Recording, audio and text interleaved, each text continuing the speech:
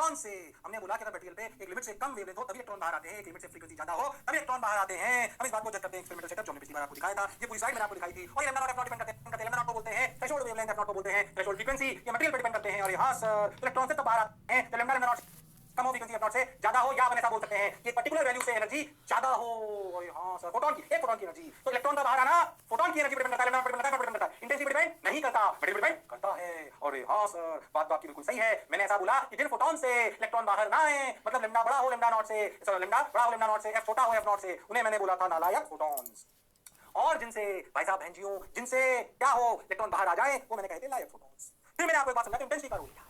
Intensity का role है, क्या रोल है, सुने ध्यान से। इंटेंसिटी का रोल है कि अगर नालायक फोटॉन है, यानी इलेक्ट्रॉन बाहर नहीं आ रहे, तो आप कोई भी इंटेंसिटी का वेरिएशन कर लो कम ज्यादा, कोई फर्क पड़ने वाला नहीं है, इलेक्ट्रॉन बाहर नहीं आएंगे। पर अगर आप ध्यान सुनना, पर अगर आप लायक फोटॉन्स हैं और आप इंटेंसिटी बढ़ाओ तो number of photons, like photon बढ़ेंगे, तो ज्यादा इलेक्ट्रॉन बाहर आएंगे, मतलब सर्किट में करंट ज्यादा घूमेगा। अरे हाँ सर, ये कहानी मैंने आपको समझाई थी। बोला क्या है, क्या बोला क्या है? सुटेबल वेवलेंथ गिरेगी तो ऐसा होगा। देखो छोटी बात, थ्रेशोल्ड फ्रीक्वेंसी अपन समझ गए। The minimum frequency of radiation required to detect surface हम जानते हैं। ऐसे अपन बात करें तो F less than emission will not take place. ये हम सब पढ़ चुके हैं, हमें क्लियर है। F naught different for material से भी हमने लिख लिया। ये हमें कहानी समझ आ गई, हमें सब लिख लिया। अब ये वर्क फंक्शन क्या है, ध्यान समझो। वर्क फंक्शन क्या समझो।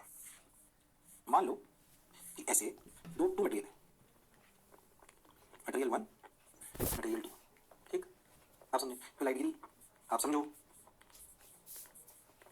हमने मान लो कि फ्रीक्वेंसी बढ़ाई, हो दिया है, इस पर एफ नॉट वैल्यू पर इलेक्ट्रॉन बाहर आए, इस पर एफ नॉट डैश पर बाहर आए। ओके, तो समझना, minimum energy of one photon, minimum energy of one photon required to eject electron is known as work function. Minimum energy मतलब एफ नॉट के बाद इलेक्ट्रॉन बाहर, मिनिमम एनर्जी ऑफ फोटॉन क्या चाहिए, H F not. For this work function, इसे phi 1 से note करते हैं, एच एफ नॉट, इसे फाई से नोट करेंगे, इसे कहलाएगा एच एफ नॉट डैश। मैंने दो एग्जांपल इसलिए लिए ताकि तुम्हें समझ में आए कि एफ नॉट सब मटेरियल का सेम नहीं होता। ये वर्क फंक्शन यानी कि क्या, ये बात समझ में आ गई। This implies work function also depends on material. अब तुम समझ गए, इसलिए मैं पूरी कहानी को समझाया कि अगर वर्क फंक्शन हर मटेरियल अलग है, किसी का 4 इलेक्ट्रॉन वोल्ट, किसी का 2 इलेक्ट्रॉन वोल्ट, अलग अलग हो सकता है, तो जिसके लिए मिनिमम एनर्जी जो आपको चाहिए, minimum energy of photon required to eject electron, यानी कि एफ नॉट लैम्डा नॉट की वैल्यू, इसे आप एच नॉट लिख सकते हो, इसे आप H C by lambda naught लिख सकते हो, इसे भी आप H C by lambda naught dash लिख सकते हो। बोलो क्लियर है? हां sir, minimum energy required of one photon to take out electron from the surface is known as work function of the material, is known as work function of the material. क्या ये मेरी बात समझ आई है? अरे बोलो भाई, अरे सोचो भाई। ये एक फोटॉन में कच्चा हो गया बिल्कुल, अच्छा, इससे कम अगर एनर्जी हुई तो फिर हमें इलेक्ट्रॉन इजेक्ट नहीं होंगे। इलेक्ट्रॉन इजेक्ट कब होते हैं, मतलब इलेक्ट्रॉन इजेक्ट कब होंगे? इलेक्ट्रॉन इजेक्ट तब होंगे जब energy of one photon definition से बोला जाएगा ग्रेटर देन फाई, यानी कि ग्रेटर देन वर्क फंक्शन। ओहो, नया नाम दे दिया, तो समझ गए, फाई। तो energy of one photon phi से बड़ी होनी चाहिए, तभी आप ऐसा कर पाओगे, वरना कर पाना संभव नहीं है। बोलो भाई, अरे सोचो भाई, रोज सही लग रहा है, बढ़िया लग रहा है, शानदार लग रहा है। ये सिंपल डेफिनेशन हमने किसकी, ये हमने पढ़ा वर्क फंक्शन, बिल्कुल छोटी छोटी बात। वर्क फंक्शन फाई से नोट करते हैं, फाई से जनरली या तो एनर्जी ऑफ वन फोटॉन के इलेक्ट्रॉन वोल्ट में निकालते हैं, तो work function generally electron volt में निकालते हैं या दिया हुआ होता है, क्योंकि वो एनर्जी ऑफ वन फोटॉन है, या तो एनर्जी ऑफ वन फोटॉन, ऐसे बोला जाता है कि अच्छा ध्यान समझना, थ्रेशोल्ड वेवलेंथ दे दी, वर्क फंक्शन दे दिया, थ्रेशोल्ड वेवलेंथ दे दी, वर्क फंक्शन दे दिया, वर्क फंक्शन दे दिया, डायरेक्ट दे दिया। अच्छा, बात तो आपकी बिल्कुल सही है, जोरदार है, मजेदार है, शानदार है, जबरदस्त है। बोलो क्लियर? अरे सोच लो, सही लग रहा है सर? अच्छा, फिर पूरी कहानी कनेक्ट होती है, धीरे धीरे बोल रहा हूँ, बिल्कुल तसल्ली से, कोई गड़बड़ नहीं करनी। अगर ढंग से सुन ली ना मेरी बात, ना फिजिक्स का ना केमिस्ट्री का, फोटोएलेक्ट्रिक इफेक्ट का सवाल गलत नहीं हो, कोई बहुत टफ नहीं आता है, आपका दिमाग बेसिक से चलना चाहिए। तो एक फॉर्मूला तो ये कि आपको कहानी क्रिस्टल क्लियर होनी चाहिए बस। अच्छा, तो अब इसमें जनरली ना कंसेप्चुअल सवाल आता है, ध्यान से सुना, क्लियर कैसे कर पाओगे? ठीक है, अच्छी बात है सर। ये ईवी का मतलब इलेक्ट्रिक व्हीकल नहीं है, इलेक्ट्रॉन वोल्ट है। अच्छा सर, चलो भाई, बहुत बढ़िया, बहुत सुंदर, बहुत मजा आया, वाह वाह, आगे बढ़ जाते हो भाई, तो समझिए फंक्शन क्या होता है। ओह लो, ये समझ में आ गई बात।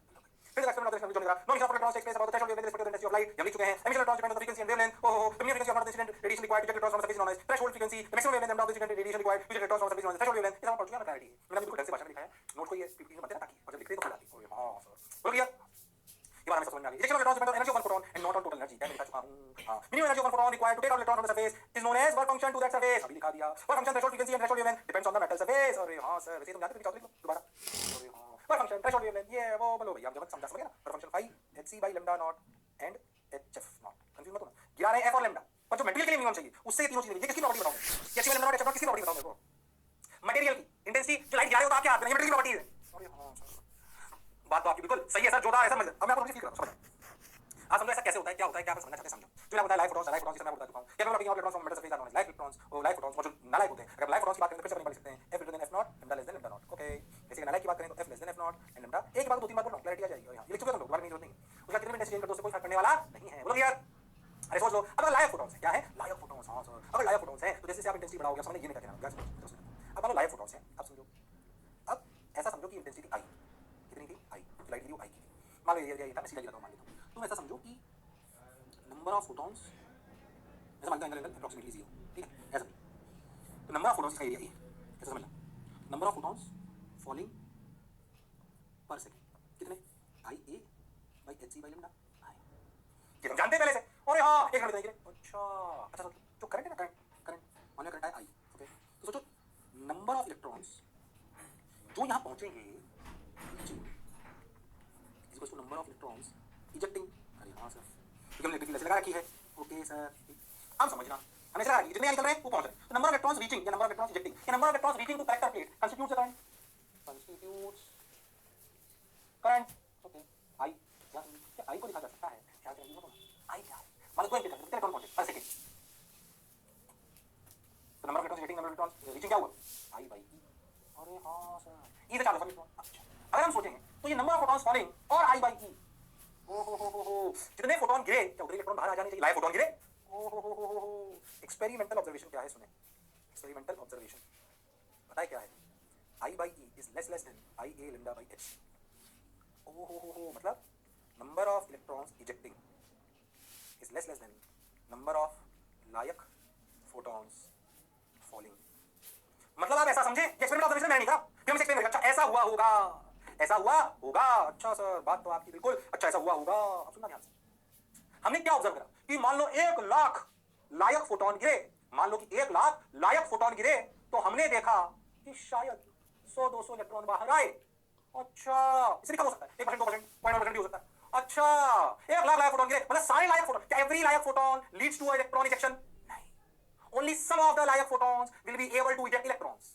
ओहो, क्या सीखे, only some of the layak photons will be able to eject electrons। ओहो, तो भैया ऐसा नहीं, 2 लाख फोटॉन क्या 2 इलेक्ट्रॉन मार देंगे, ऐसा नहीं है, हो सकता है एक भी ना, लाखों की संख्या में गिरते हैं, कितने बताया था मैंने आपको, लाखों की संख्या में चलते हैं। अरे हाँ, 70 ऐसे ही, जब इतने लायक फोटॉन गिरते हैं, जब इतने लायक फोटॉन गिरते हैं, तब बात सब कुछ उसका 1% बाहर आते हैं इलेक्ट्रॉन। अच्छा, only some of the layak photons will be able to eject electron। अच्छा, ये बात हम समझ पाए, ये बात याद रखनी भैया, all the layak electrons will not be able to eject electron, only some of them will be able to eject electron। अच्छा, बात तो सर आपकी समझ आई सर। ओहो, अब देखो भाई समझ में आ रहा है सर, अच्छा लग रहा है सर, शानदार सर, जबरदस्त सर, मजा आया सर, बाबा सर। ओहो, अच्छा गाली है, अरे गाली है ये, अरे सोच लो, अरे पक्का समझ आया sir. Life photons number of electrons surface rise electron circuit and charge, तो हमने देखा कि I by is less than I lambda by H C, ये हमें कहानी समझ आई। तो भैया number of electrons falling on the surface much greater than number of electrons ejected from the metal surface. ओहो, ये बात समझ में आ गई, पक्की बात। ओके ओके ओके, अच्छा इसमें एक बात मान सकते हैं, for our convenience we can assume that number of electrons ejecting upon number of photons का ratio almost remains same for a particular material। ये थोड़ा सा विरोधाभास वाला स्टेटमेंट है, पर इसे तुम अपने कोर्स में याद रखो, ऑलमोस्ट लिखा है, ऑलमोस्ट लिखा है, मतलब क्या नाम समझा। मान लो कि समझो कि वर्क फंक्शन है 2 इलेक्ट्रॉन वोल्ट का, इसका भी वर्क फंक्शन है 2 electron volt.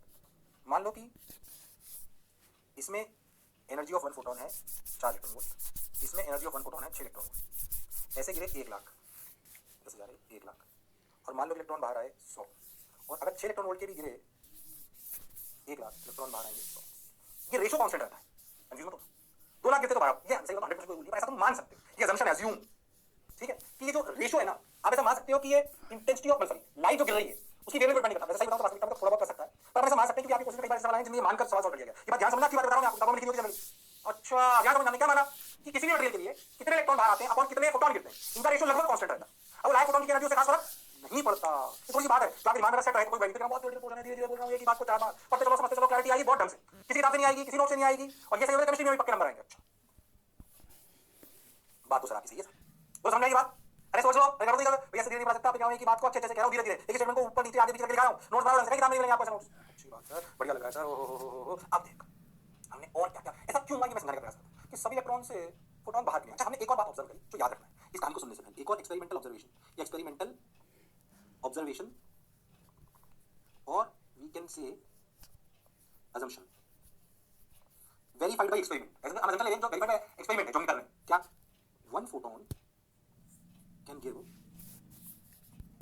give energy to one electron।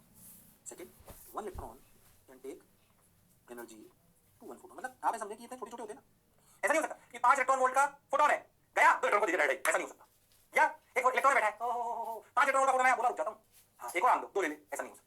one photon will be observed by one electron only and one electron can take photon only one photon।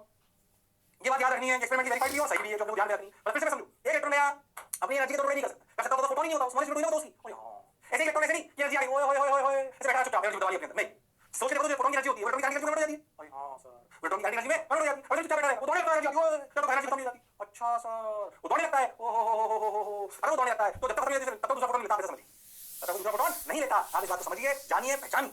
अच्छी बात है sir, बढ़िया लग रहा है सर, अब क्या करें सर? अब समझ, अब हुआ क्या कि जब ये लाइट गिरी समझ मान लीजिए फोटोन आया, one photon can only give energy to one electron and particular electron can take energy from single photon. जो मैंने लिखा ये वाली बात लिखी हुई है तो मैं इसको ऐसे लिख लूं, आप इसको थोड़ा फील करके लिख सकते हो कि assumption verified by experiment, ऐसा आप समझ सकते हैं। अब समझो फोटोन आया, ये आया भाई फोटोन, ये चला, इसने इलेक्ट्रॉन को ऑब्जर्व। अब क्या हुआ भाई साहब, इलेक्ट्रॉन पागल हो गया, अरे यार अच्छा ये फोटोन था इसकी एनर्जी लाइट फोटोन से ज्यादा थी। पर हुआ क्या, ये इस बात को समझने का प्रयास कर रहा है।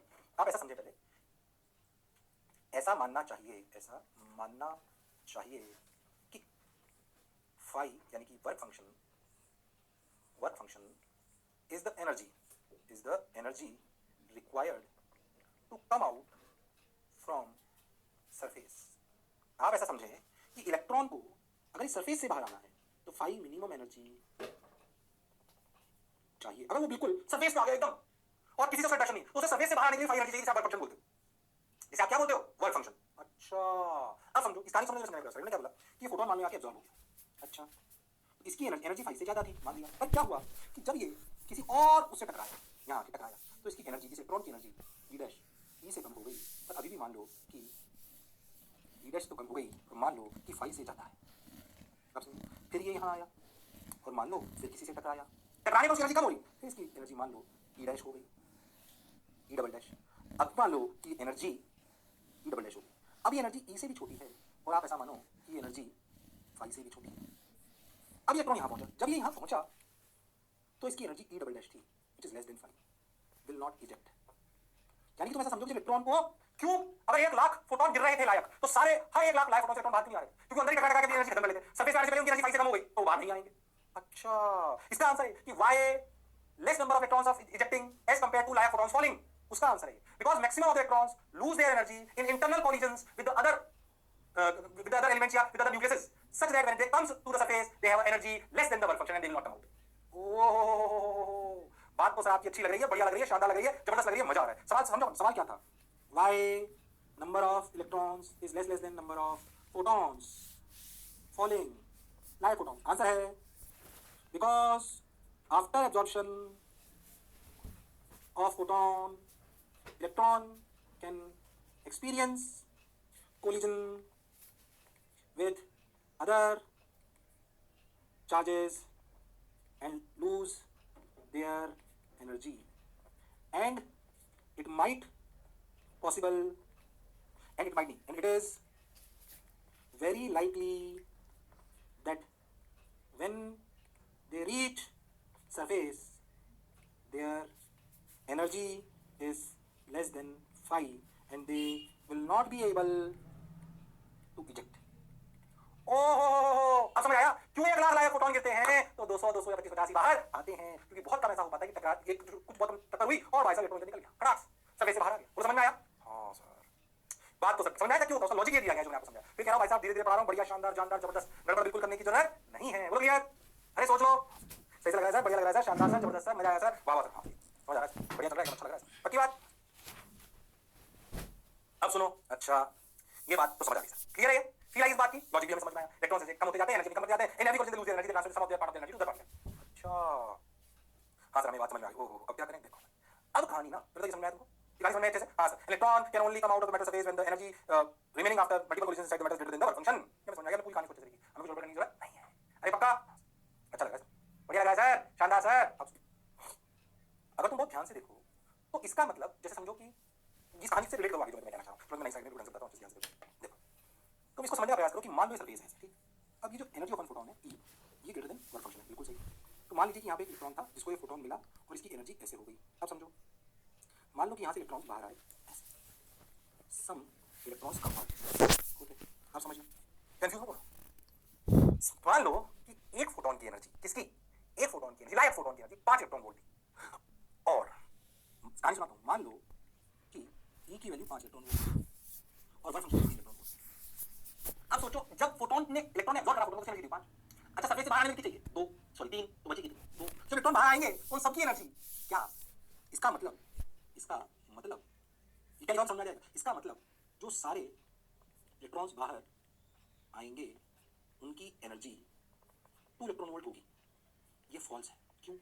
अरे कुछ इलेक्ट्रॉन होंगे ना, ये तो उस इलेक्ट्रॉन की एनर्जी होगी जिसने अंदर कोई कोलिजन नहीं करा, खड़ा से फोटोन लिया, समझदार तुरंत बाहर, किसी टकराया ही नहीं। और सोचो, मान लो कि हम टक्कर में 0.5 इलेक्ट्रॉन वोल्ट लूज हो जाता है।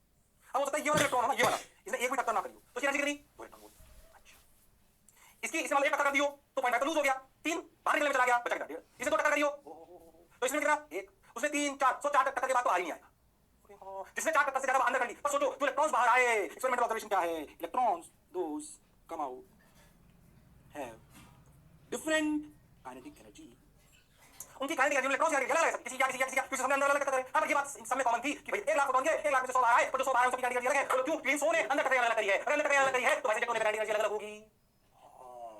बात तो सर आपकी बिल्कुल सही है, फील आई सर, बढ़िया लगा सर, शानदार सर, जबरदस्त सर। ओहो, अभी काइनेटिक एनर्जी मैक्स क्या है, यह असम्पशन कि वह इलेक्ट्रॉन जिसने अंदर टकराने में कोई एनर्जी लूज नहीं करी, चाहे 2 electron volt kinetic energy max है, इससे ज्यादा इलेक्ट्रॉन की काइनेटिक एनर्जी होना संभव नहीं है।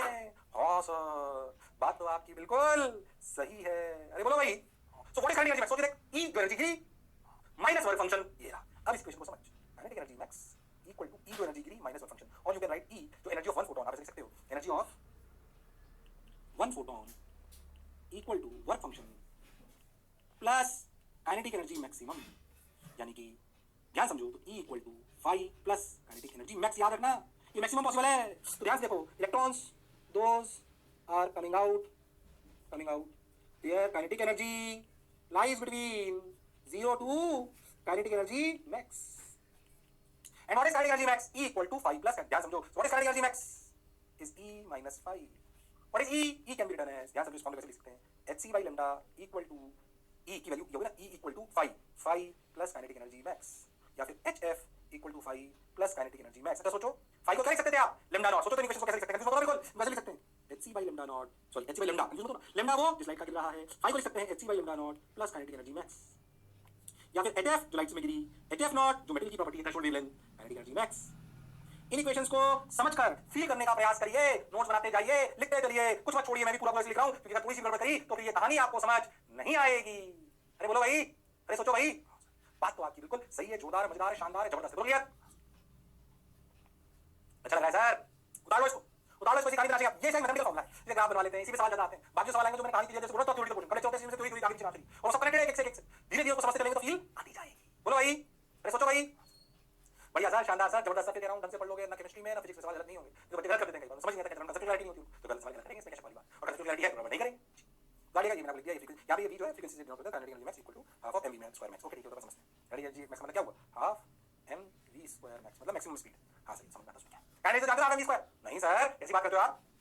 हां सर, अब देखो, अब छोटी छोटी बातें जो इसमें चाहिए उसको सुनते चलें, वैसे भी खास बात नहीं है। देखो, v kinetic energy max bye ये v नहीं f है, इसको मैं ऐसे नोट करता हूं इसलिए वो v से कंफ्यूज हो जाते हैं, इसलिए ना f। तो फ्रीक्वेंसी जो आपकी हुई वो क्या हुई, kinetic energy max bye h, ये कौन सी फ्रीक्वेंसी है, कंफ्यूज मत होना, जो भी थ्रेशोल्ड वाली कहानी चल रही है उसकी। तो 0 से काइनेटिक एनर्जी मैक्स अप्लाई करती है, इसको आप लिखते हो 0 से kinetic energy hf by hf naught, आप इसे लिखते हो 0 से काइनेटिक एनर्जी लाई करती है hf माइनस hf नॉट। समझ में आ रहा है मैं क्या लिख रहा हूं? हां सर, तो अगर काइनेटिक एनर्जी मैक्स और f का ग्राफ बनाए तो ध्यान समझना इसको, काइनेटिक एनर्जी अपनी इक्वेशन कैसे समझो, hf equal to hf naught plus kinetic energy max. अब तुम ध्यान से समझो, काइनेटिक एनर्जी मैक्स को y एक्सिस ले लो, kinetic energy max hf minus hf naught, ये वैल्यू तो कांस्टेंट है ना 5, मटेरियल फिक्स हो गया है तो। ओह, तो सोचो तो फ्रीक्वेंसी 0 है, तो काइनेटिक एनर्जी ध्यान समझना फ्रीक्वेंसी जीरो है तो काइनेटिक एनर्जी नेगेटिव है, काइनेटिक एनर्जी नेगेटिव होने का कोई मतलब नहीं है, यानी यहाँ से ग्राफ चालू ही नहीं होगा।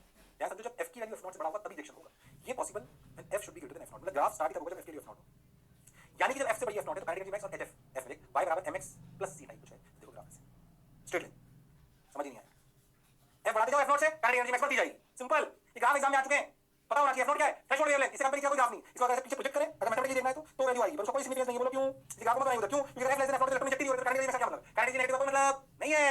और ये हां सर काइनेटिक एनर्जी नेगेटिव का कोई मतलब नहीं है, बात तो आपकी बिल्कुल सही है। वो आइंस्टीन इक्वेशन बोल देते हैं, ठीक है, आइंस्टीन साहब सब्जेक्ट गुजरने से डरना मत, जब पढ़ा ना मेरे आइंस्टीन रिलेशन है सब साइड से, ठीक है, बोलो क्लियर है क्या, अरे सोच लो, हां सर बात तो सही है। तो काइनेटिक एनर्जी मैक्स और f मैंने ग्राफ बना लिया, तो स्ट्रेट लाइन आया, डरने की घबराने की शर्माने की बिल्कुल जरूरत नहीं है, बस बहुत बढ़िया सर, शानदार जबरदस्त, मजा आया सर, आ जाओ मजा आया, बोलो क्लियर, ओके ठीक ग्राफ बन गया, ठीक है 1 और 2 तू अगर आपको अभी इसको ग्राफ दे दी जाए, ध्यान सुनो, तो तुम खुद बता दोगे किसका वर्क फंक्शन ज्यादा है, इसका ये फ्रीक्वेंसी ज्यादा है f01 f02, ओके f02 अगर ग्रेटर देन f01 मतलब work function of 2 work function of 1 से ज्यादा है, तो ग्राफ दे दिए डिफरेंट मटेरियल, तो अपने को समझ में आएगा ग्राफ देखिए, एक बार एग्जाम में आएगा डिफरेंट मटेरियल, किसी ग्राफ दीजिए बताइए किसका वर्क फंक्शन ज्यादा है, बता दोगे, तो कौन सी खास बात, अरे इसकी फ्रीक्वेंसी ज्यादा f0 की ज्यादा उसका वर्क फंक्शन ज्यादा, बता लीजिए, ये नॉर्मल मत कीजिए आप, बेसिक कंसेप्ट रिलेटेड लास्ट छोड़ना आपको, बोलो क्लियर है क्या, अरे सोच लो थोड़ा बहुत ग्राफ बनाया ताकि आपको क्लैरिटी रहे किसी ग्राफ बनवाई जाते हैं, बात समझ में आनी चाहिए, गड़बड़ करने की जरूरत नहीं है, बता लिया क्या, अरे सोच लो बता दो, बेसिक चीजें फटाफट आ जाओ, थोड़ा सवाल दो, अब जाके सवाल आया करो, light of wavelength goes against for the surface of function to find the maximum possible kinetic energy of electron, comment on the statement every electron has the kinetic energy max, इस पर इसको कमेंट करो, every ejected electron has the kinetic energy max, ये सही है कि गलत है, ये गलत है, ये काइनेटिक एनर्जी 0 से लेकर काइनेटिक एनर्जी मैक्स की बीच में भी हो सकती है, हां तुम ध्यान से देखो ना, प्रैक्टिकली मैं आपको बताऊं तो kinetic energy lies between this, सही बताऊं तो रियलिटी बताऊं, रियलिटी में 0 काइनेटिक एनर्जी का कोई इलेक्ट्रॉन नहीं होता, ऐसे कैसे यार, इलेक्ट्रॉन ऐसे बिल्कुल बाहर बैठ गया तो 0 का भी कोई नहीं होता, और सीधे एग्जैक्ट काइनेटिक एनर्जी मैक्स का भी कोई नहीं होता, थोड़ा बहुत तो लॉस होता है, इसे इक्वलिटी लगी नहीं मिलेगी तुमको 0 पे काइनेटिक एनर्जी, अच्छा याद रखना इस बात, प्रैक्टिकल बात बता रहा हूं मैं, प्रैक्टिकली 0 इलेक्ट्रॉन बाहर आगे स्पेक्ट थोड़ी हटती ऐसा नहीं हो, और exact head kinetic energy max का नहीं मिलता, थोड़ा सा कम मिलता है, ठीक है वो जंक्शन, अच्छा तो बताओ समस्या काइनेटिक एनर्जी तुम कर सकते हो, वो काबिलियत तुम्हें है, अब तो बता दो अगर लाइट ऑफ वेवलेंथ गिराई जाएगी 2 एंगस्ट्रॉम, वर्क फंक्शन दे रखा है 2 इलेक्ट्रॉन वोल्ट, बताइए क्या काइनेटिक एनर्जी मैक्स होगी, अरे बता दो शर्माओ मत, जिसने की शर्म उसका नंबर कम, बता दो, अरे बता दो लाल पीले नीले, हां अच्छा इसमें क्या है देखो, एनर्जी कन्फर्म होती है h लैम्डा, लिख सकते हैं 12400 बाय 2000 एंगस्ट्रॉम, टक टक टक टक मर गया 124 पर 2 से माइनस 62 यानी कि 6.2 इलेक्ट्रॉन वोल्ट, अच्छा ई की वैल्यू होती है 5 plus i kinetic energy max, ओहो सिंपल 6.2 और फंक्शन की value 2 plus kinetic energy max, इससे आसान सवाल नहीं पूछ सकता, काइनेटिक एनर्जी मैक्स की वैल्यू आई कितनी 4.2 इलेक्ट्रॉन वोल्ट, सब कुछ इलेक्ट्रॉन वोल्ट में चला रहा करना, पर फंक्शन इलेक्ट्रॉन वोल्ट में दिया हुआ है, जो 12400 बाय 2000 लिखते हो वो भी किसमें आता है इलेक्ट्रॉन वोल्ट में, यूनिट्स का ध्यान रखना है, गड़बड़ करने की जरूरत नहीं है, अरे समझ आया कि नहीं आया, अरे आया कि नहीं आया, हां सर बढ़िया लगा सर, शानदार सर, जबरदस्त सर, मजा आया सर, पक्की बात, हां तो आगे बढ़ जाओ, अरे सोचो भाई, अरे पक्का भाई, बढ़ जाते सही लगा सर, लो याद रखो, ओहो 4.2 इलेक्ट्रॉन वोल्ट, सबने बोला ठीक, मैंने भी बोला ठीक, ओहो लो भैया लो लो भैया, काइनेटिक एनर्जी मैक्स और लैम्डा का ग्राफ बनवा दिया, एक थोड़ा सा समझ आएगा, बताओ थोड़ा ग्राफ में घुसते जाओ ताकि क्लियर हो जाए, समझ कोई बात नहीं है, h by lambda नॉट और अगर काइनेटिक एनर्जी मैक्स और लैम्डा नॉट का ग्राफ बनाया जाए तो क्या ये वाली देखिए जो होगी ये क्या 1 by lambda नॉट होगा, और यहां सर काइनेटिक एनर्जी मैक्स और लैम्डा नॉट का ग्राफ बनाओ, ऐसे बना लो इसमें क्या है, अरे 1 by lambda not 1 by lambda और इसका ग्राफ आएगा कि नहीं आएगा, स्ट्रेट लाइन बना लो, कंफ्यूज मत हो, फटाफट क्या सवाल होगा छोटे छोटे ग्राफ तो देखिए ना, रिलेशन तो ये h by lambda क्या है, लैम्डा कैंसिल हो जाएगा, तो 12400 लैम्डा रख लो, ऐसे मतलब डायरेक्ट कई बार दिया होता है कि ऐसे बताऊंगा मुझे लैम्डा दिया 4 एंगस्ट्रॉम, लैम्डा नॉट दिया 2 एंगस्ट्रॉम, तो डायरेक्ट सोच लो 12400 by 4000 12400 by 2000, इधर तो माइनस करो काइनेटिक एनर्जी मैक्स निकाल लो, काइनेटिक एनर्जी मैक्स और 1 by lambda नॉट का ग्राफ बनाना 1 by lambda तो भैया स्ट्रेट लाइन आएगा, इसमें कोई शिकायत नहीं, बना लो टाइम पास ही करते हैं, बोलो भाई, अरे बना लिया क्या, अरे सोच लो, बना लिया सर, बहुत बढ़िया सर, शानदार सर, जबरदस्त सर, मजा आया सर, ओके लो भैया गया, light of 2 different wavelengths lambda 2 falls on the surface, ratio of maximum possible kinetic energy of the electrons theta find the function of the surface, सवाल को समझना, ट्राई करो सवाल, ट्राई करो, light of 2 different wavelengths lambda 2 falls on the surface, मतलब एक ही surface, यहां गिर रहा है लैम्डा 1 वेवलेंथ, यहां गिर रही है लैम्डा 2, यहां पे इलेक्ट्रॉन बाहर आए और यहां पे इलेक्ट्रॉन बाहर आए, उनकी मैक्सिमम पॉसिबल काइनेटिक एनर्जी का रेशियो है ईटा, बताइए सरफेस का क्या वर्क फंक्शन है, ये बताना है, सवाल समझ लगा सकते तुम, दिखने में डरावना लगेगा पर अगर बात को समझ पाए तो कोई रॉकेट साइंस नहीं है, अरे हां अरे करो रे भाई, अरे सोच रहे भाई, अच्छा सोच रहे भैया लगा सर सर,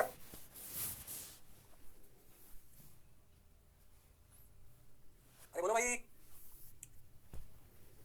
अरे पक्का, देखो अब तुम ध्यान से देखो, इसके लिए काइनेटिक एनर्जी मैक्स 1, इसकी काइनेटिक एनर्जी मैक्स 2, अब देखो तो hc by lambda 1 equal to 5 plus kinetic energy max 1, यानी कि काइनेटिक एनर्जी मैक्स 1 की वैल्यू आई hc by lambda 1 माइनस 5, ऐसे ही देखो तो hc by lambda 2 इक्वल 5 दोनों में से plus kinetic energy max 2 equal implies kinetic energy max 2 is equal to hc by lambda 2 minus 5, first equation ये 2 इक्वेशन, इन दोनों का रेशियो क्या दे रखा है 1 डिवाइड बाय 2 अगर करोगे तो ईटा दे रखा है, क्या दे रखा है kinetic energy max 1 by kinetic energy max 2 equal to eta, देखो eta equal to hc by lambda 1 minus 5 upon hc by lambda 2 minus 5, इस इक्वेशन में क्या वेरिएबल है 5, क्या वेरिएबल है 5, उसे सॉल्व कर लेते हैं, वही निकालना है आपने, वर्क फंक्शन सॉल्व कर लो, देखो क्या करो eta hc by lambda 2 minus eta 5 equal to hc by lambda 1 minus 5, इधर तो ले जाओ देखो hc कॉमन आ गया, इसको इधर ले जाओ, उसको ले जाओ, सही चला ना सब कुछ, हां माइनस ईटा फाइव, ये फाइव, ठीक है।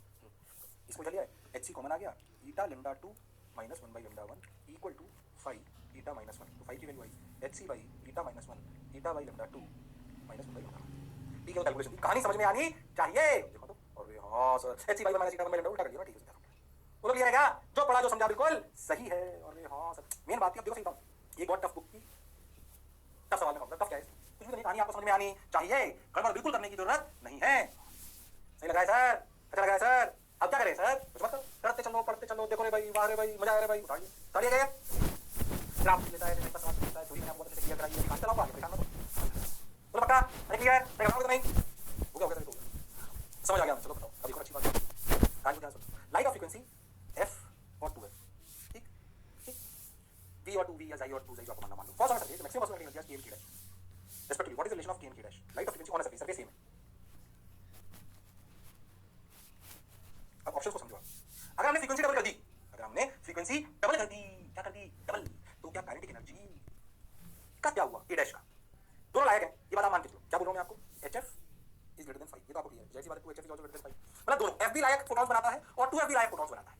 अच्छा सर, तो f भी लायक फोटॉन बनाता है, 2f भी लायक फोटॉन बनाता है, देखो f गिरा और 2f गिरा, दोनों लायक फोटॉन। इससे क्या एनर्जी की है? बाहर आई मैक्सिमम के उससे आई k डैश। इस k डैश और k में रिलेशन पूछा, बताओ a b c d बताओ, बोलो कौन सा ऑप्शन सही है? क्या k डैश इज 2k, क्या k dash is greater than 2k, क्या k dash is less than 2, क्या k dash equal to k? बताइए, समझ में आएगा? सेम सरफेस है, सरफेस रंग नहीं।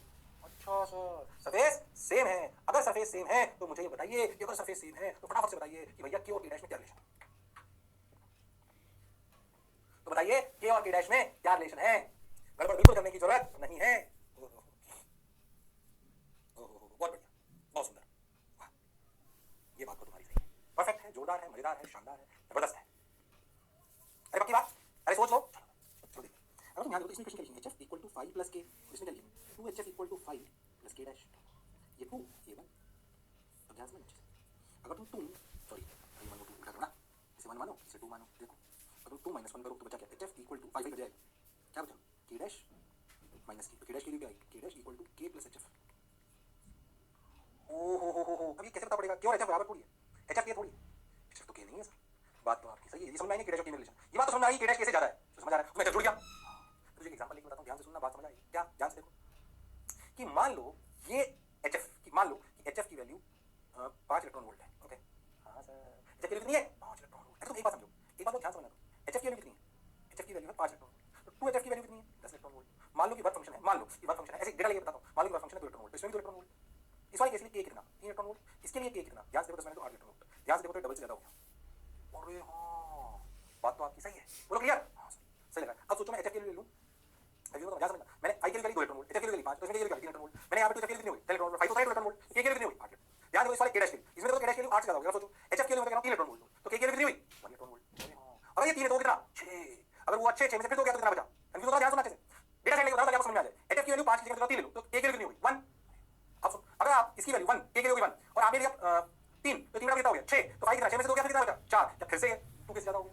अरे हां सर, ध्यान सोचो तो hf की वैल्यू है क्या? जो hf है ना, तुम बहुत ध्यान से समझो, hf के लिए यहां से देखो तो कितना हुआ? k डैश की वैल्यू hf के लिए यहां से होता जाएगा k, ये hf की वैल्यू 5 प्लस k, तो ये हो गया 2k प्लस 5। तो हमेशा k डैश समझ में आया? कहां से लिखा मैंने? hf की वैल्यू निकाल दी, मैंने क्या लेके बताया आपको? ध्यान से k डैश की वैल्यू कितनी आ गई? 2k प्लस 5, कुछ तो और छूट जाएगा उसमें, 5 और छूट जाएगा उसमें, यानी कि क्या जो k डैश है, ध्यान समझो, जब आपने फ्रीक्वेंसी करी डबल तो काइनेटिक एनर्जी डबल से भी हो गई ज्यादा। अरे हां, ये फंक्शन तो नहीं आ ना, तो देखो क्या k डैश 2k से ज्यादा हो गया। अरे हां, बात तो सर आपकी बिल्कुल सही है, जोरदार है, मजेदार है, शानदार है, जबरदस्त है, बोलो क्लियर? ऐसे आ गया k dash equal to k plus hf यानी कि 2k प्लस 5। मैंने मेथड के डेटा भी लेके बताया, कभी भी ऐसे सवाल में कंफ्यूजन हो जाए तो डेटा लेके चेक कर लेना चाहिए। मान लो तो कंफ्यूजन हो रहा है, तुम पकड़ नहीं पा रहे हो, मैंने क्यों तरीका बताया, सोचो मेरे एग्जाम में सवाल है, तुम्हें पकड़ नहीं आ रहा, सवाल कैसे करूं सर? सर मैंने टेक्निक बता रहा हूं, तो डेटा ले लो भाई, डेटा सेट तो ले सकते हो, कोई भी वैल्यू लाइव फोटो और फंक्शन उसको लेके देखिए क्या हो रहा है, अगर वो सही होगा इन्होंने ऑप्शन दिए तो मैच कर जाएगा, अपने आप आपको इतनी दिमाग लगाने की जरूरत नहीं है, आपको इक्वेशन की जरूरत करने मतलब होगा ऐसा कोई जरूरी नहीं है, अगर कभी भी सवाल कंपेयर करने का बड़ा है छोटा है तो डेटा सेट ले लो, डेटा वैल्यू ले लीजिए, अपने आप कहानी समझ में आ जाएगी। अरे वाह सर, बात तो आपकी बिल्कुल सही है सर, जोरदार है सर, मजेदार है सर, शानदार है सर, लो भैया हो गया, वाह बाजी वाह, जोरदार जी, अरे पक्का जी, हाँ सर ओके, या 2k प्लस 5, अरे हाँ मैं डेटा लेके भी इसे समझाया आपको, k dash greater than 2k, जो पढ़ा जो समझा बिल्कुल सही है, बोलो क्लियर? तो आसान कर दिया गाड़ी आज जो मैं पढ़ा रहा हूं नहीं पढ़ा तो बात नहीं, क्योंकि कई बार लोग पूछते हैं कि भाई जो एक्सपेरिमेंटली हो रहा है, एक्सपेरिमेंटली हो रहा है, हम उसको क्यों नहीं एक्सप्लेन कर पा रहे वेव से, क्योंकि हम फोटोइलेक्ट्रिक इफेक्ट को सिर्फ एक्सप्लेन कर पा रहे हैं किस बात से? हम फोटोइलेक्ट्रिक इफेक्ट को एक्सप्लेन कर पा रहे हैं सिर्फ और सिर्फ तब जब हम मान रहे हैं कि light constitutes of particles known as photons. अगर इस एक्सपेरिमेंटल ऑब्जर्वेशन को हम वेव थ्योरी से एक्सप्लेन करते तो हम नहीं कर पाते, इसलिए ये वेव नेचर को सपोर्ट नहीं करता, ये पार्टिकल नेचर को सपोर्ट करता है। So why wave nature is not supporting the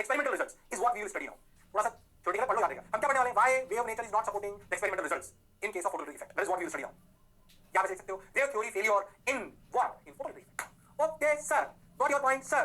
बात समझ आई सर? अच्छा भी लग रहा है सर? बात हो भैया, ये देखो भाई फेलियर ऑफ वेव थ्योरी। ओहो एक एक बिल्कुल अच्छे से एनिमेशन नॉलेज की स्लाइड बनवाई अच्छे से, उसमें नहीं होती, बस देखते चलो सुनते चलो समझाता जाऊंगा। अच्छा सर ध्यान देखो पहला क्या है wave theory. The maximum energy of photon does not depend on the energy of the photon does not depend on the intensity of the electric light। हम जानते हैं। सोचो ऐसा, ये एक्सपेरिमेंटल वेरीफाई कर, अगर सोचो क्या काइनेटिक एनर्जी ऐसा है तो मैक्सिमम काइनेटिक एनर्जी ध्यान से समझो, तो इंटेंसिटी बढ़ाओ बढ़ाओ उसमें कोई फर्क क्या फर्क पड़ता है? क्या काइनेटिक एनर्जी मैक्स सोच के देखो, ये बात इंपॉर्टेंट है। क्या maximum kinetic energy only depends on energy of one photon? अरे हां, उसको इंटेंसिटी से ऊपर नीचे करने से कोई फर्क नहीं पड़ता। अगर सोचो कि वेव थ्योरी सही होती तो इंटेंसिटी बढ़ाने पर, एनर्जी ज्यादा गिराने पर इलेक्ट्रॉन की एनर्जी जो काइनेटिक एनर्जी के रूप में बाहर आ रही है वो बदलती। अगर वेव थ्योरी सही मानते तो उसे वेव के रूप में मानते तो, अरे हां सर, पर होता ऐसा नहीं है। होता ऐसा है कि kinetic energy max depends on energy of one photon. अरे हां, उसको इंटेंसिटी से कोई फर्क नहीं पड़ता। This proves the particle nature of photon theory. ओहो इंटेंसिटी, इसने क्या बोला? क्या वेव नेचर मानते तो इंटेंसिटी अगर बढ़ाते तो भैया ऐसा मानते कि इलेक्ट्रिक फील्ड बढ़ती तो ऐसा मानते कि भैया फोर्स बढ़ता, और फोर्स बढ़ता तो भाइयों काइनेटिक एनर्जी बढ़ती। पर ऐसा होता ही नहीं। तुम तो बस ये सब छोड़ो, ऐसा होना चाहिए था कि अगर हम वेव थ्योरी मानते, ऐसे लिखो तुम, कि अगर वेव थ्योरी मानते तो इंटेंसिटी बढ़ाने पर एनर्जी, काइनेटिक एनर्जी बढ़नी चाहिए थी इलेक्ट्रॉन की, पर ऐसा नहीं हुआ क्योंकि काइनेटिक एनर्जी सिर्फ डिपेंड करती है फोटॉन की एनर्जी पर। एक्सपेरिमेंट कहता है कि इंटेंसिटी बढ़ाने पर काइनेटिक एनर्जी में कोई फर्क नहीं पड़ता। तो भैया ये बात वेव थ्योरी से एक्सप्लेन नहीं कर सकते। किसे एक्सप्लेन कर पाए? पार्टिकल नेचर से। इसका मतलब photoelectric effect supports particle nature, supports particle nature. अरे हां सर, बात तो आपकी बिल्कुल सही है सर, जोरदार है सर, मजेदार है सर, शानदार है सर। बोलो भैया उतारो फटाफट, ना देना इसको लेंगे, जो नहीं इलेक्ट्रिक रहती है तो बस इंटेंसिटी बढ़ाओगे तो लॉजिकली वेव थ्योरी के हिसाब से kinetic energy of electrons related बननी चाहिए थी, पर ऐसा नहीं होता। अच्छा, तो वेव थ्योरी का फेलियर है। ओके, और देखो 2-3 चीजें आ जाएंगी अपने आप। बढ़िया बढ़िया। यहां समझो फ्रीक्वेंसी प्रॉब्लम। अगर फ्रीक्वेंसी प्रॉब्लम क्या समझो, हमने बोला कि एक लिमिट से, एक फ्रीक्वेंसी से ज्यादा होगी तभी इलेक्ट्रॉन बाहर आएगा। अगर वेव थ्योरी मानते तो ऐसा होता कि इंटेंसिटी बढ़ाने पर इलेक्ट्रॉन बाहर आ जाते, ऐसा नहीं होता। एक फ्रीक्वेंसी, एक लिमिट f0 से कम फ्रीक्वेंसी ले तो कितनी इंटेंसिटी गिरा लो, कितनी इंटेंसिटी गिरा लो, इलेक्ट्रॉन्स बाहर नहीं आए। अच्छा, क्योंकि वेव थ्योरी इंटेंसिटी को सपोर्ट करती है। और हां सर, तो हमने बोला कि भैया अगर वेव थ्योरी मानते तो हर, सही बताऊं तो अगर वेव थ्योरी मानते तो हर लाइट के लिए ऐसा ऐसा बोल सकते हैं। वेव थ्योरी कैसे मानते? जैसे वेव आती, ऐसे वेव आती और इलेक्ट्रॉन एनर्जी लेता रहता और जब उसकी ताकत हो जाती इतनी कि भैया मैं बाहर निकल सकता हूं, बाहर निकल जाता, वेव थ्योरी कहती है। तो ऐसा बोल सकते हो कि for every intensity electron will eject, there is no rule of frequency. अरे हां, ऐसा होता ही नहीं। फ्रीक्वेंसी का रूल है because frequency is related to energy of one photon. अरे हां सर, तो फिर ये कहानी गलत होगी, यानी कि वेव थ्योरी को एक्सपेरिमेंटल रिजल्ट्स सपोर्ट नहीं करते। अरे हां sir, support effect of any frequency of the light provided light is intense enough to eject electron. ऐसा होना चाहिए था, पर ऐसा होता वास्तविकता में क्या होता है? वास्तविकता में ये होता है, क्या होता है ध्यान से देखो, इलेक्ट्रॉन्स, ये लिख लो वास्तविकता में क्या होता है। ये कहानी देखो, वेव थ्योरी अगर होती तो ऐसा होना चाहिए था, पर ये नहीं होता। Electrons eject when E is greater than phi और hc by hf is greater than hf naught। अरे हाँ सर, अगर वेव थ्योरी को मानते तो हर इंटेंसिटी के लिए इलेक्ट्रॉन बाहर आते, पर ऐसा नहीं हुआ। या एक लिमिट से ज्यादा इंटेंसिटी होती तो बाहर आते, ऐसा नहीं। इंटेंसिटी को लेकर नहीं इलेक्ट्रॉन से बाहर आने का एक्सपेरिमेंट नहीं देखा, इलेक्ट्रॉन्स का बाहर आना entire depends on energy of one photon. ये वेव थ्योरी को गलत कर देता है। अरे एक बात बताऊं, चलो आगे बताओ, सोच यार बता, जो मैं बोला चमका, अरे सोच लो चमका सर, बढ़िया सर, शानदार सर, जबरदस्त सर, मजा आया सर, बहुत बढ़िया, अच्छी बात है। टाइम डिले ये क्या मैं आपको बताता हूं, जो उसका आगे था कि हमेशा मानते हैं इलेक्ट्रॉन एनर्जी ले रहा होता है, तो समझो अगर इंटेंसिटी बढ़ाते तो एनर्जी लेने में कुछ समय लगता है उसको, और अगर समय लगता तो इलेक्ट्रॉन का इजेक्शन या लाइट गिरने और इजेक्ट होने में क्या कुछ टाइम डिफरेंस होना चाहिए अगर वेव मान रहे हो। पर इलेक्ट्रॉन इजेक्शन तो हमने देखा इंस्टेंटेनियस प्रोसेस है, कोई टाइम डिले नहीं है। अगर वेव मानते लाइट को तो वेव में एनर्जी गिरने में कुछ तो समय लगता, वो एनर्जी लेकर परमाणु को पार कर इलेक्ट्रॉन को बाहर आने में समय लगता, पर हमारा इलेक्ट्रॉन इजेक्शन तो इंस्टेंटेनियस प्रोसेस है, इस समय में कोई फर्क नहीं पड़ता। तो टाइम डिले, वेव थ्योरी अगर हम मानते तो हमें मानना पड़ता कि इलेक्ट्रॉन को इजेक्ट होने में और लाइट के गिरने के बाद इलेक्ट्रॉन को इजेक्ट होने में कुछ समय लगता, पर हमने एक्सपेरिमेंटली देखा कि इलेक्ट्रॉन को इजेक्ट होने में कोई समय नहीं लगता। It's instantaneous process, all the energy of the photon bye electron has emission is instantaneous. क्योंकि एक इलेक्ट्रॉन एक फोटॉन की एनर्जी ले लेता है, एक फोटॉन एक इलेक्ट्रॉन की एनर्जी ले लेता है। बोलो क्लियर? अरे सोच लो, पर वेव थ्योरी के हिसाब से टाइम डिले होना चाहिए था। Light energy is distributed among the electrons, light electron will take some time to accumulate enough energy to escape from the metal surface, hence it should be time lag. उतार लो इसको। तीसरा reason कि क्यों wave theory को support नहीं करता, क्यों ये वेव थ्योरी को सपोर्ट नहीं करता, क्या बात है? अरे सोच लो, ये तो है सही लग रहा है सर, बढ़िया लग रहा है सर, शानदार सर, जबरदस्त सर, अरे हाँ तो बोलो, बढ़िया सर, जबरदस्त, पक्की बात, अरे गारंटीड। अब देखो भाई, ये होगी अपनी बात। ओहो, ऑब्जर्वेशन मुझे जो करने पड़ा उसकी बात कर रहे हैं। फोटो जो मैंने लिखा है वही सब कुछ revolve, photo can be explain by using particle nature of light not by nature of light. If you consider the nature of light जो कि मैंने पढ़ा हुई, electron should be ejected for every frequency और every wavelength, there should be some time lag जो नहीं होता। Rejection of electron should not depend upon the frequency wavelength, should depend on intensity, जो मैंने बोला उन्हीं के कंक्लूजन है। उतारो मत दोबारा। अगर वेव नेचर मानते हैं तो इंटेंसिटी से इलेक्ट्रॉन का बाहर आना नहीं आना डिसाइड होता, जबकि वास्तविकता में फ्रीक्वेंसी और वेवलेंथ से होता है, जो कि सपोर्ट करते हैं पार्टिकल नेचर को। टाइम लैग होना चाहिए था, जो वास्तविकता में होता नहीं है। ये रीजंस हैं मेनली, इससे हम ये बोल सकते हैं कि वेव थ्योरी फोटो इलेक्ट्रॉन्स के एमिशन को सपोर्ट नहीं करती। Wave theory electron ejection is supported by whom? It is supported by particle nature of light, it is supported by particle nature of light. क्या मेरी बात ये है? अरे सोच लो, बात तो आपकी बिल्कुल सही है, जोरदार है, मजेदार है, शानदार है। ओ ये वापस कैसे आ गया? ये क्या आ रहा है सर? ध्यान से समझो, अगर तुम बहुत ध्यान से समझो ना तो इस कहानी को मैं टाइम सुनाऊंगा, परेशान मत हो, बिल्कुल ध्यान से समझो। आपने बोला kinetic energy max 2 electron volt, वो कैसे नापते हैं? सब इलेक्ट्रॉन से बाहर निकला जाए। अरे बता काइनेटिक एनर्जी कितनी है? ऐसे पूछ लो उससे, ये काइनेटिक एनर्जी कितनी थी, ये हम कैसे नापते हैं? एक्सपेरिमेंट पता तो पड़ना चाहिए ना। अच्छा, ओहो, काइनेटिक एनर्जी मैक्स कैसे नापते हैं एक्सपेरिमेंट? ये तो हमने थ्योरेटिकली पढ़ लिया, पर काइनेटिक एनर्जी मैक्स हम कैसे एक्सपेरिमेंट नापते हैं? हम समझ पाए कि एक्सपेरिमेंट में करंट होता है, ये हमें नंबर ऑफ इलेक्ट्रॉन्स बता देता है। अरे हां, हम हम अगली बार पढ़ेंगे, एक्सपेरिमेंट और डिटेल में पढ़ेंगे तो काइनेटिक एनर्जी मैक्स हम एक्सपेरिमेंटली कैसे निकालते हैं, ये हमें कहानी समझ में आनी चाहिए। उसका कैसे रिलेशन है फाई से वो हमें समझ में आना चाहिए। क्या मेरी बात है? तो एक्सपेरिमेंट नहीं फील करेंगे, सही बात, थ्योरेटिकल खत्म हो गया, एक्सपेरिमेंटली कुछ चीजों को पैरामीटर को जोड़ेंगे, बाकी कहानी आपकी खत्म हो चुकी है।